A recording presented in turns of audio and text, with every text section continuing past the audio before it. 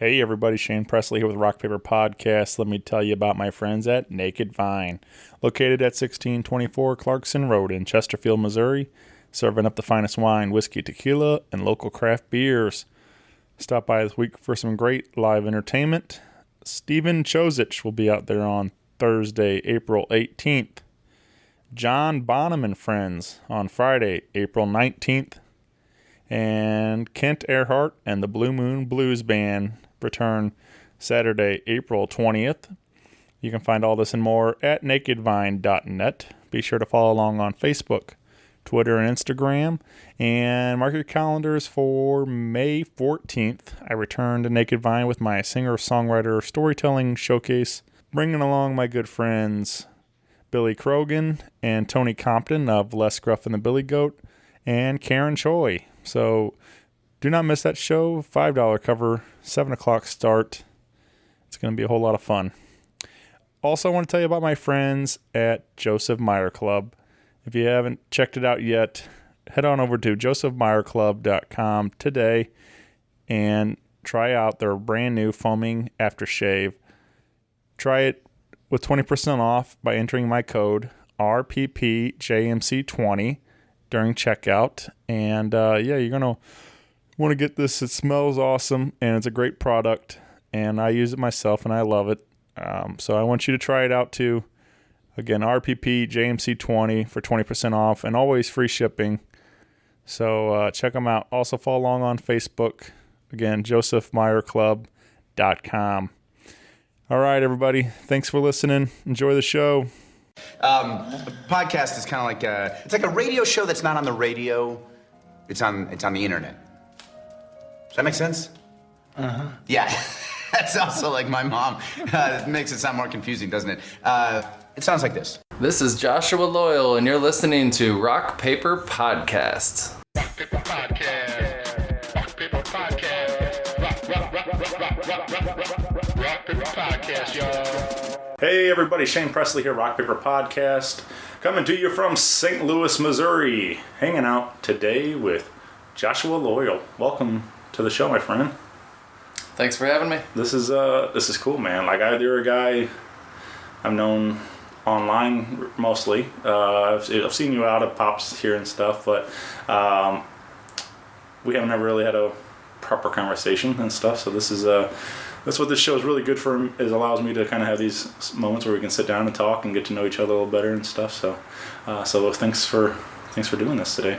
My pleasure. This so I guess I don't know. I've known of some of your work, especially through music, putting different concerts and different things together and stuff like that. Just because I've been a huge music fan in St. Louis for several years, so I think that's where I started noticing your name and Loyal family stuff. And but like I said, this is kind of want to get to know a little bit more about some of that, how this all started, and how you kind of started building this empire and stuff you got going here. It's like you got your hands in a lot of different things, so we got a lot to talk about. Yes. Well, I could. How far do we go back? I remember throwing this party in college. Yeah. Where I found the house for the party. I had a band that was going to do cover songs of 311 and Rage Against the Machine and Beastie Boys, and they I got my hands on a keg of beer. And I stood at the door and I charged money. I promoted the show. I pretty much did all of the above. Right. Stood in a spot where I could tell the band that they were playing too loud or to stop, and I could still work the door at the same time. And kind of a nice command point at the center. That one sticks in my mind in college. We also had this little hangout in our basement where we'd play music, and it was kind of an upcycled little basement bar hangout place that kind of has maybe a Venice Cafe vibe or something like that. So I think I had some things growing up, and I had some early experiences that I remember at least that seemed to set me on that path. Right. I guess, but always as a general music fan? Like you just wanted to... I can't. I don't play. Right. Yeah, that's where I'm at. I don't want to say I can't. I could say I can't play. All right. With respect to everyone that can. I don't know if I could play or not. So far, I have not been able to play. I have not been able to even focus long enough to take, the time. I love music. I absolutely love it, but I don't play. And for me, this has always been everything that I do is my contribution to that music scene and to live music without the ability to actually play a note myself. Right. And the ones that do, for those of us that have those people in our lives, we know them and love them, and most of them are not able to, focus on some of the things that I do for a living because they're busy, doing their music, playing their music and practicing, and they should be, focusing on their passion. And this is mine. Sure. Yeah, that's where I was at. Like, I had all these friends in music, and I was like, I just wanted to help, whatever, in some capacity. And I started writing like a blog, and then I kind of got burnt out writing, and I was like, I just mainly wanted people to listen to music. So as podcasting became more of a thing, popularized, I was like, started listening to a ton more, and then I was like, well, maybe I'll just do that. And then like, people can play their music on the show, and that's really what I was going for anyway. So it made a lot more sense to kind of let the music speak for itself, and then I started, from there. And but I've gotten into booking shows now too, and it's just like it's just what I just want to be involved in music as many different ways I can, and so it's cool to see that, hearing your story, it started like that too, like just wanted to be in the music stuff. And I think it's a combination of wanting to help out the musicians and also provide something for the fans to do, in that environment, to take a break from the world for a few hours and get together on a different level, Right. Focus on some different things for a few. And I think there's a need for that. Always. Yeah. Yeah. So was I guess where I kind of started taking notice was some of the stuff like with the 2720 and things like, was that your first taste of that, like at that level, that doing stuff, or did you work with another venue and stuff before then? And yeah, actually, I mean, the reason I opened 2720 was because I was booking so many shows at other venues. At that time, I was booking Broadway Oyster Bar, Off-Broadway, Old Rock House, Cicero's, Gramophone, or I don't know about the years on the Gramophone, but I know whenever they were open, I was happy to book a show there. I think I was booking around 2 shows a month or 2 shows a week at Old Rock House prior to finding 2720. So I mean, I was ready for my own place. When you get to going to somebody else's house that frequent, you Right. just kind of want your own room, And so I looked all over town. I looked in the Locust District over there where Plush gave it a shot, and I looked down around Oyster Bar at a few different buildings down there, Shoto's Landing, west of the Oyster Bar. Ended up finding Cherokee, and it was a perfect fit. It was a great almost decade. Wouldn't trade it for anything. Yeah.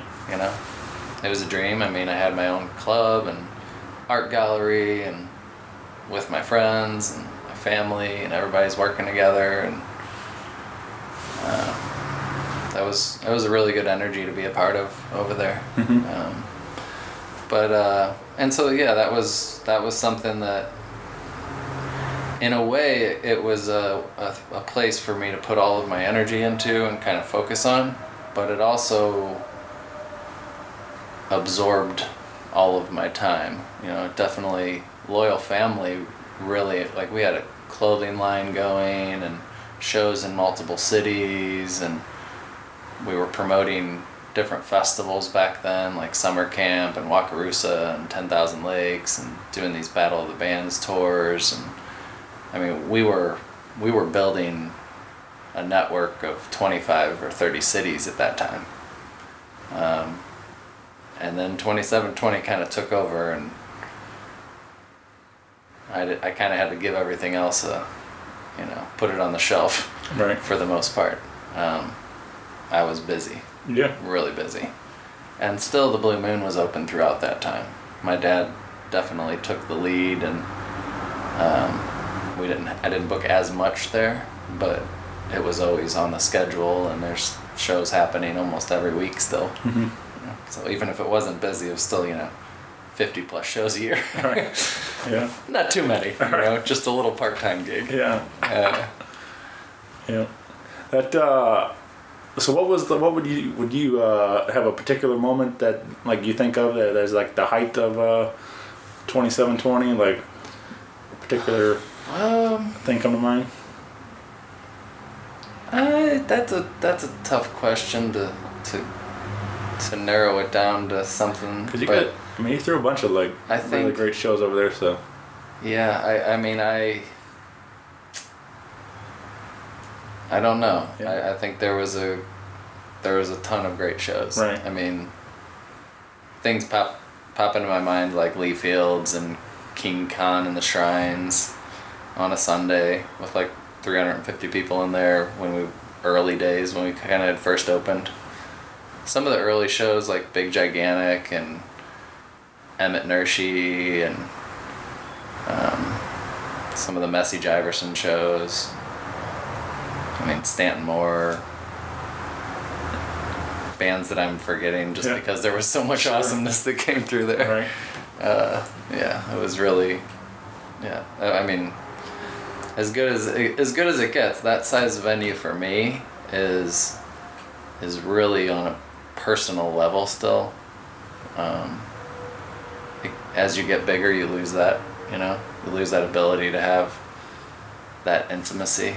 Sure. With the artist, and even the venue and the artist and their relationship, and not only the fans but all around. It's a small enough show that kind of takes some of the stress out of it. Lets everybody relax and just really get to know each other. Yeah.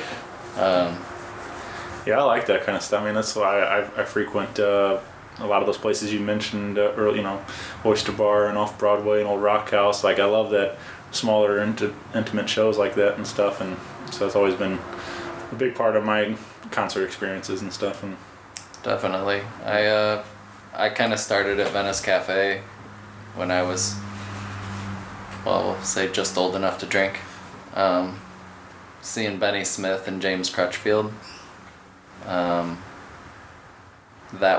That was definitely like one of those moments where I was like, fell in love with the music, the musicians, the bar, the vibe, the interaction of the fans and the music, and the musicians selling their CDs after the show. And we're talking about 85-year-old musicians that are world class that should be traveling the world, playing theaters and arenas and stadiums, and they're in a 30 or 40 person bar selling their $10 CDs out of their trunk after the show. Right. Like, that was, to me, I was like, man, I could be happy making a living just helping people like this get what they deserve. Like, keep playing, focus on your passion. I'm gonna figure out whatever it takes to get you out of selling your CDs out of your trunk when you're 85 years old, or whatever. I don't know how I'm gonna do it. Yeah. And if I can only do it for 1 or 5 of those people in my life, then that's gonna be worth it. I might have to do some other things to make a living, but but if I can do that, that's gonna be something that I'm gonna keep that in a special place and try to fit that into my crazy life somewhere. Yeah. It kind of ended up taking over. And I started Loyal Family when I was booking too many shows outside of Pop's Blue Moon, but wasn't really making any money. I was just like, yeah, I can get you a gig over there, and yeah, I'll get you a gig over here, and Sure. Next thing you know, I had like 5 or 10 gigs a week that I was helping out with, but I wasn't even making a dime off of, or even, you know. So I just had to make it into a business. Yeah. If I was going to keep doing it as a hobby, it's one of those. Yeah. You either have to limit your time as a hobby, or you turn it into a business and you can keep doing it. Right. Rationalize spending more time on it. Yeah. Well, you mentioned Pop's Blue Moon, and I guess as far as shows today, you spend a lot of time over there, and then you guys got a big show coming up celebrating the 20th birthday of Pop's Blue Moon. Yep. And that'll be on May 18th, and you guys are throwing a big old street fest out here. Yeah, we used to do the street fest once a year or so, and it was always a great party. We've had a lot of fun times. We will be closing the street off. We'll do some food, some music, art, vendors, all that is loyal family. Yeah. Now, how did you get associated with Pop's Blue Moon? Is this you mentioned your dad helping out too and stuff? Is it like, have you guys? Dad is Pops. Okay, he is Pops. All right, Officially. All right. So my dad and I bought Pops from the 3rd generation of an Italian family, the Gianella family. It's Frank, Paul, and Frank. For 3 generations, they ran that bar. It's been there since 1908. So it's over 110 years old itself, which is awesome. And officially, as far as I know, and I've put the call out there for anyone to please let me know if they know of anything different, but from what I'm told, that we're the oldest still functioning bar on the hill, or in the city of St. Louis, which to be the oldest still functioning bar is pretty cool. For sure. To be the second family in 5 generations is pretty cool. Yeah. So I'm honored. I'm honored that we were able to carry on this place from that last generation. So thanks, Frank. Yeah. Yeah, that's I knew a little bit that it's definitely, I didn't realize it was quite that old, and that is, considered one of the oldest still operating. Yeah, I think there's one in the county, a really old bar that I should know, and I don't want to guess because that'll make me sound silly if I'm wrong, but like Herbie's or Hugo's or something. Okay. There's a really old bar in the county that apparently has been there forever. Yeah. Or longer. But nonetheless, 110 years is a long time. Sure. It's pretty neat. It's got a lot of history, cool stories. I've heard all the stories I can fit in my head. When we first opened, we were still kind of a World War II hangout. So there was a whole bar full of World War II veterans, and they would tell me stories about the bar, and old Pops used to do this, and about the neighborhood before the highway came through, and just stories that go way back, and they were awesome. I mean, stories that literally wore a spot right into the bar at the corner, and they would tell me why that spot was wore into the bar. Right.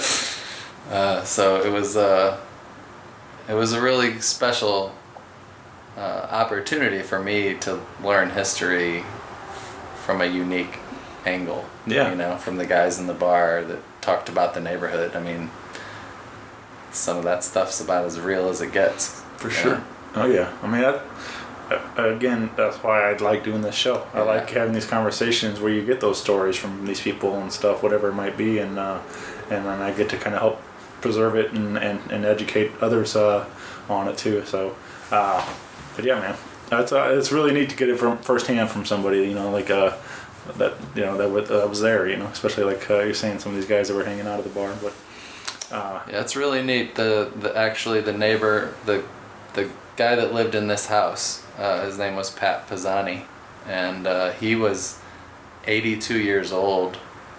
I think he was 82 when he died.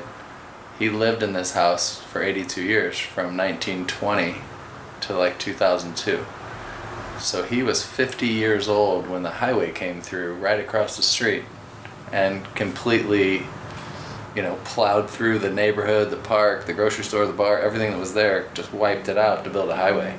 I mean, imagine being 50 years old and sitting on your front porch and watching earth movers just move right through, and they found old passageways underground hidden and all kinds of fun, neat stuff. And so he actually got married. His wife moved in with him and his parents into this little 4-room shotgun house. That doesn't happen too much anymore. Sure. It's like, hey, Mom, Dad, I'm getting married. She's moving in. But that's what happened here. And then Pat, so he lived here. His parents died. His wife died. His dog died. He was still here 82 years later. Mm. So the first 3 years of the bar being open, that the bar was open, he would come over and we'd have lunch, or I'd come over here and hang out with him. And I mean, almost every day for a few years, and he would just tell me stories. And he was a guy who never really drank much. You'd have a beer or two, maybe a little 10 ounce, and maybe a second one of a half full. Oh, don't fill it up. I told you not. I'm like, you don't have to drink. He's like, well, I'm gonna drink it. He didn't want that. He wanted 1.5 10-ounce glasses. All right. 15 ounces of beer, not 16 or 17. He's a little guy, and but he remembered everything. Is the point of that? Is that he wasn't a heavy drinker. And we used to joke about that. I'm like, man, you remembered everything. And he's like, yeah, I wasn't like all those other guys. I didn't drink too much. I was paying attention. It was really cool. It was a really awesome opportunity. He was a great friend. Alicia's Pizza even knew when he passed away, because that pizza that we ordered almost every day, every other day from Alicia's, all of a sudden, still get the Pat special every once in a while. Yeah.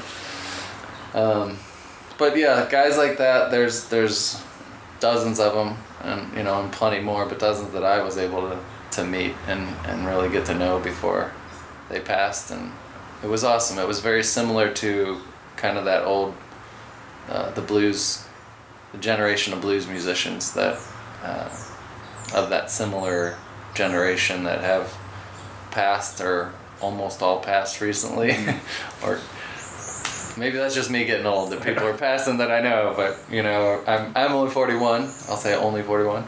But there seems to be a generation of blues musicians that we're almost kind of at the end of. Sure. That other than a few wonderful souls, it's a little different, and maybe just that's probably a tangent we might not go on, but the way people make music now has changed, and the musicians have changed, and the focus on different parts of the musicianship, and how the access, the attention deficit, there's a lot of things that play into it.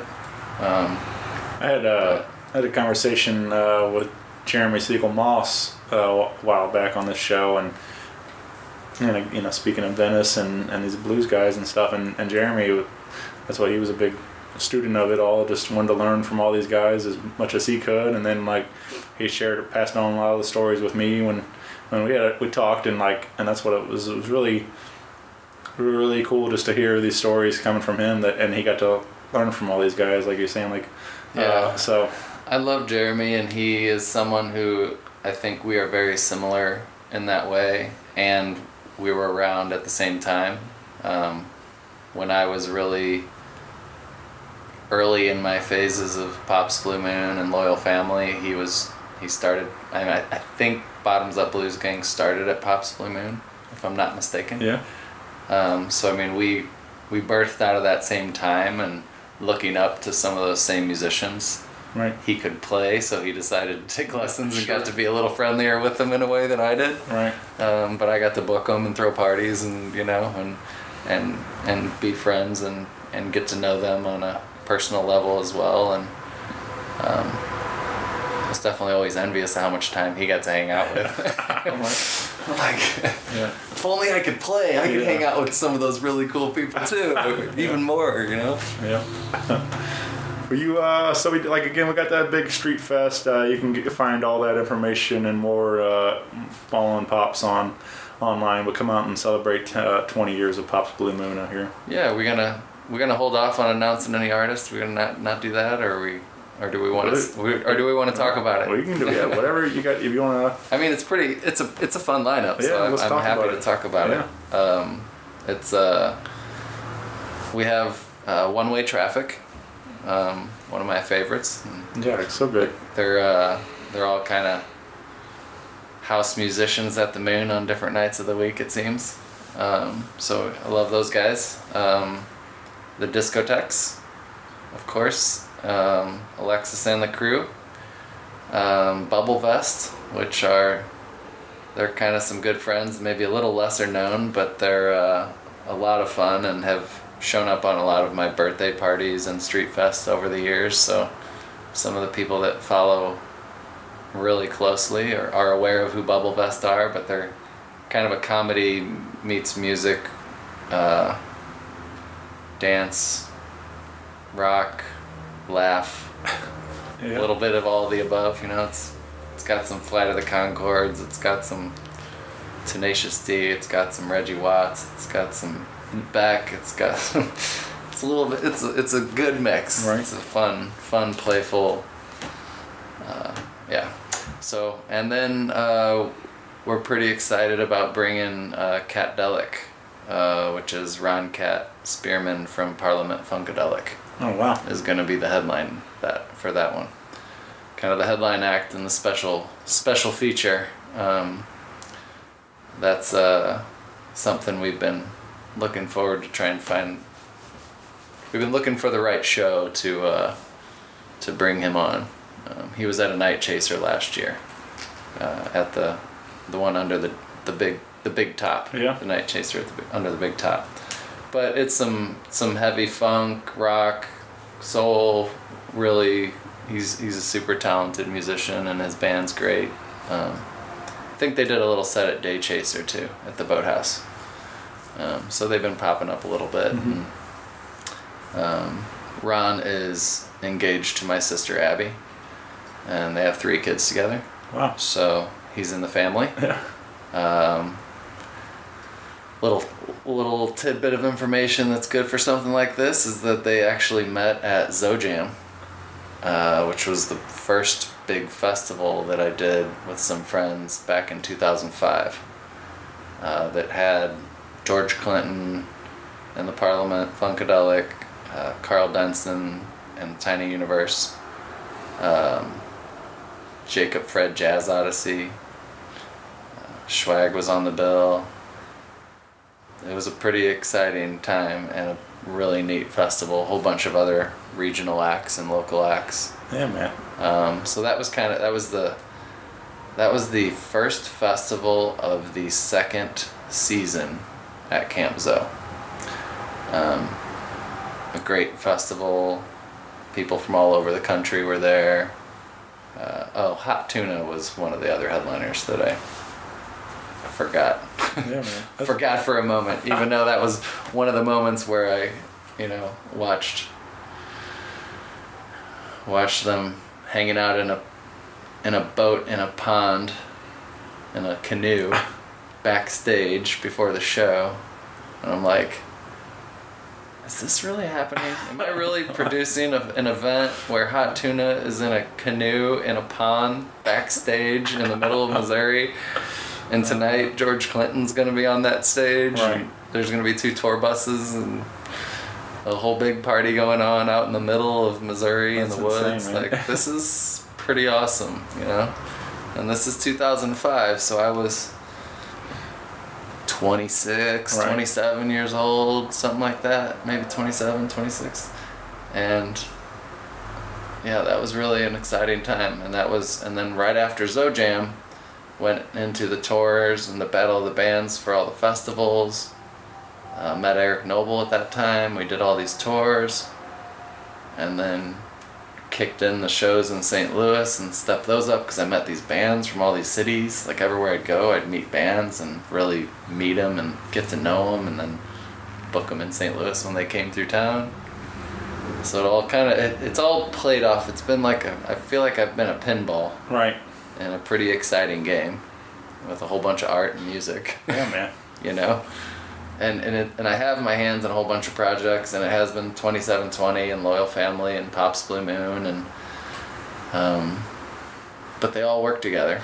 They all, you know, benefit from the other. Yeah. And which has been, it's been both fun and challenging.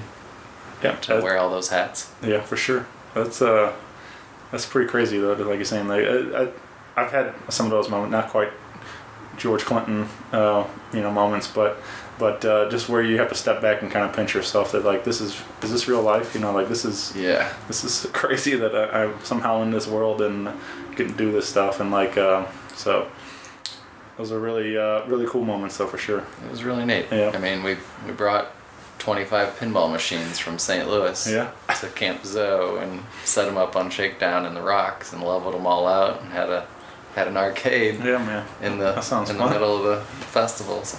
It was fun. It was definitely neat and a huge learning experience as well. Mm-hmm. Stepping stone, towards the next thing. It was a good time, but yes, they met there. So that's Catdelic. That's kind of where the Parliament Funkadelic relationship and Loyal Family, it goes way back. But Catdelic is going to headline the festival. We'll have some vendors. We'll have the bands, and should be a great time. Yeah, well, come on out again, May 18th. It's gonna be a great time. Let's can we talk about the new project too now?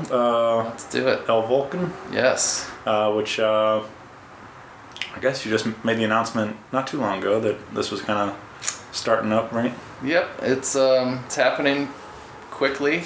The opportunity came my way via bartender and concert promoter Clayton Elkins. He does Downright Entertainment here in St. Louis. They actually had a show last night at El Volcan. It did over 600 people. Oh. It was great. Yeah.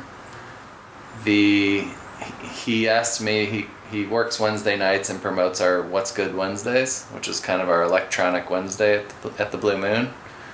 It's a fun night, kind of experiment with all different kinds of dance music, and usually have visuals and projections, and $5 cover is normal unless it's a special act from out of town or something.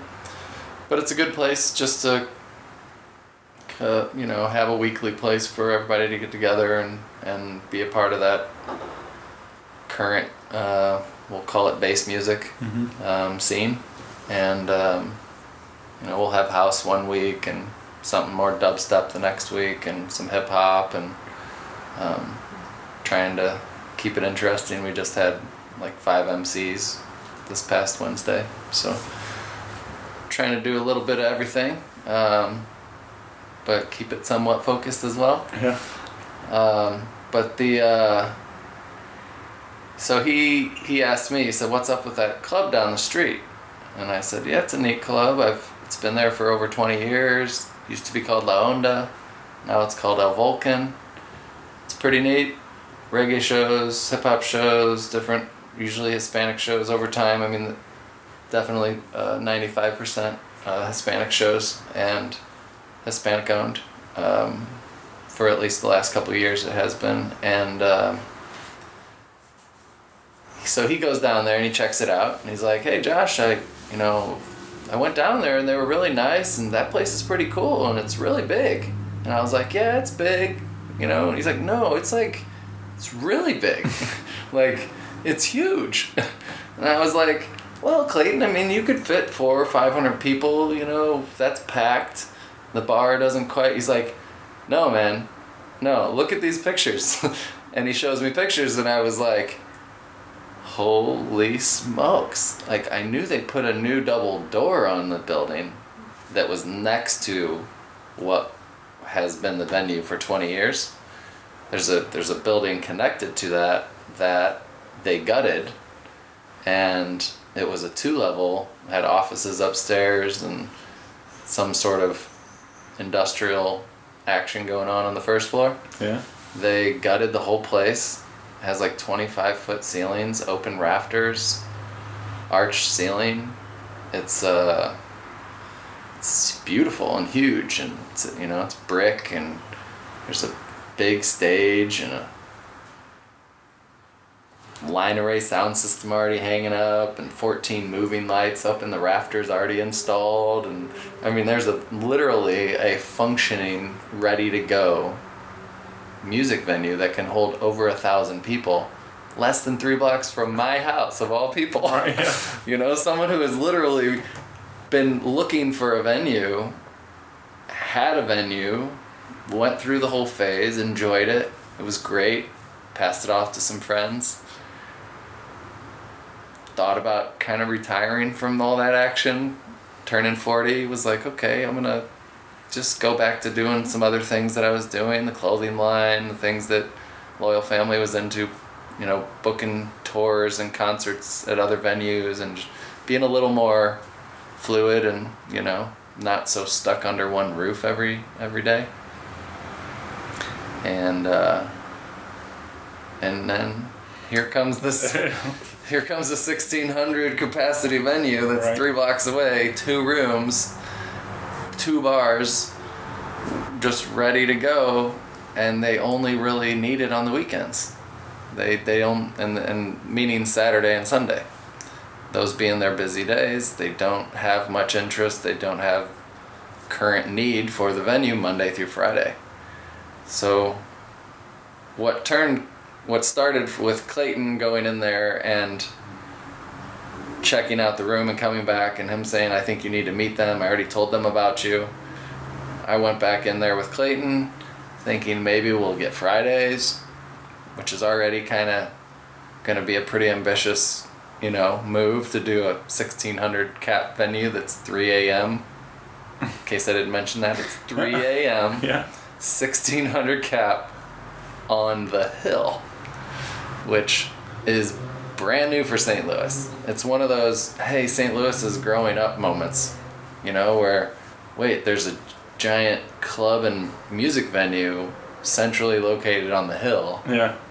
The hill is all of a sudden more than just restaurants and a place to live and, some cool little shops, like with a couple little bars. It's like all of a sudden, you have Gaslight, who's doing some really cool things over there, JB is, and then all of a sudden, what comes with a venue of that size is substantial. Sure.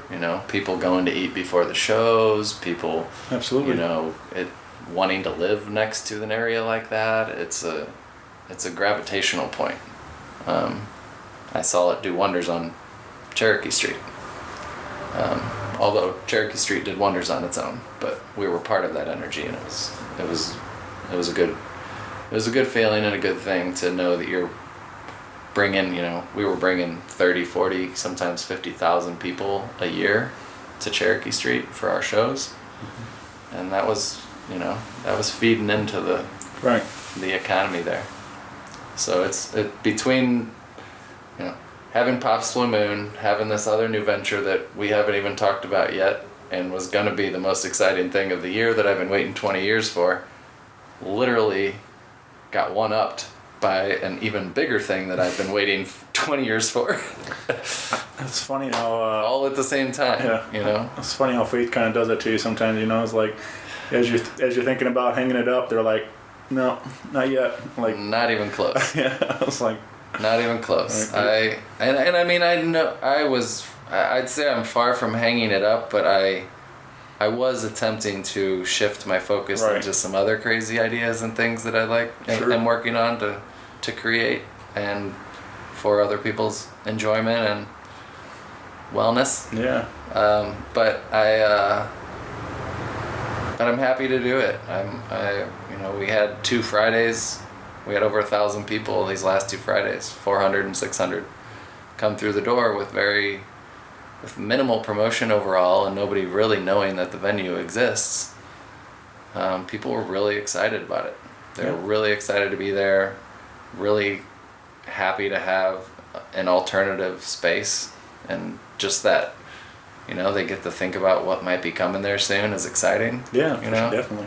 Not only for me, but I think it is for everybody else too. Right. I'm definitely as a music fan, I'm excited to have another venue and another great opportunity to see live music and stuff. It's gonna be fun for sure. Well, I can say I have some pretty exciting offers out. So yeah, let's see if they trust me. Yeah. All right. I've been doing this for a while, and I'm pretty sure I found a good room, a good family that owns it, that I feel comfortable working with. It's a father and his son and daughter, so that's pretty loyal family if you ask me. Yeah. My sister Abby's gonna be helping out as well as Clayton, and it's a family affair.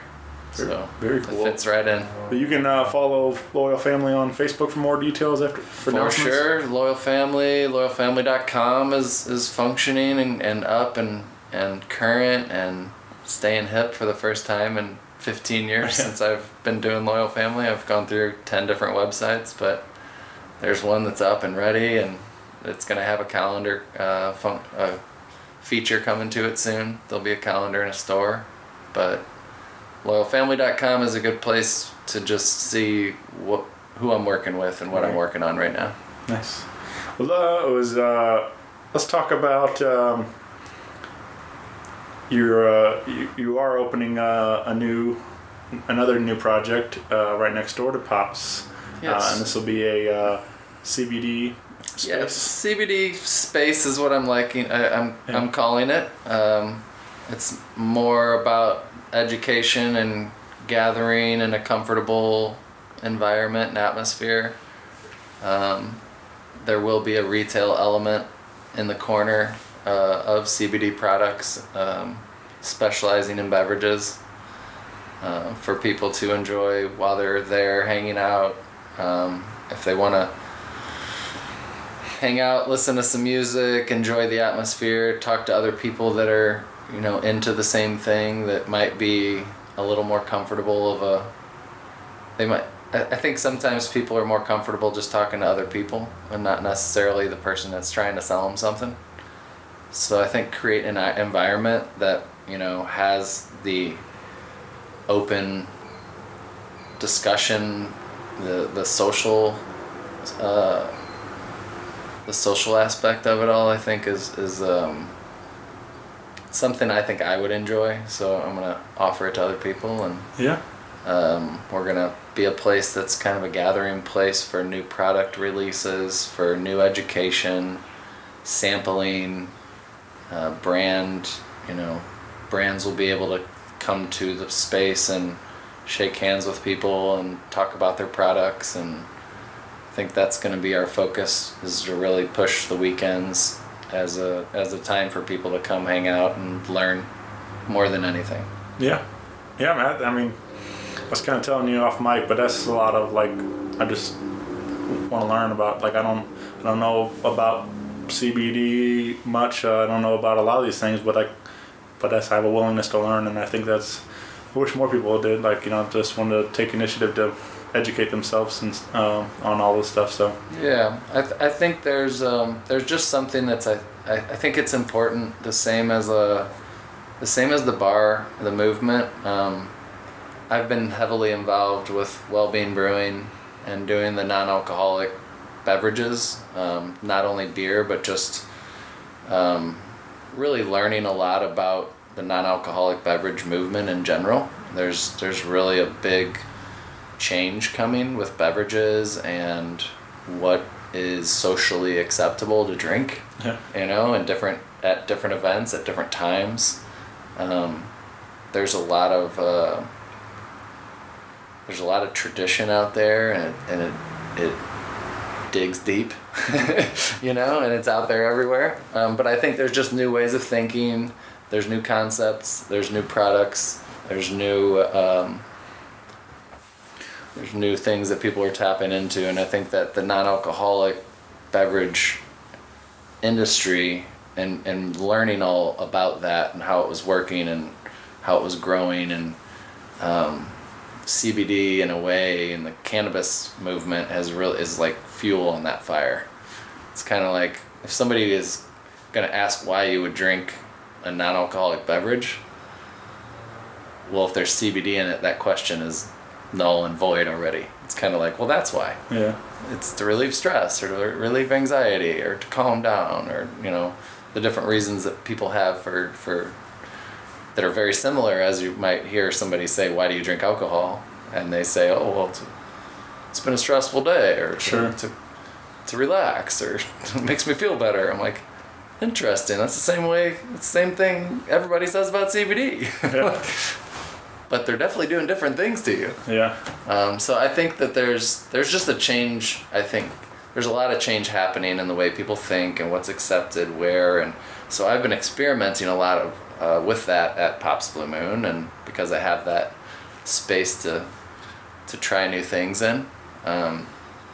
Not only have I been experimenting and educating and presenting CBD, non-alcoholic.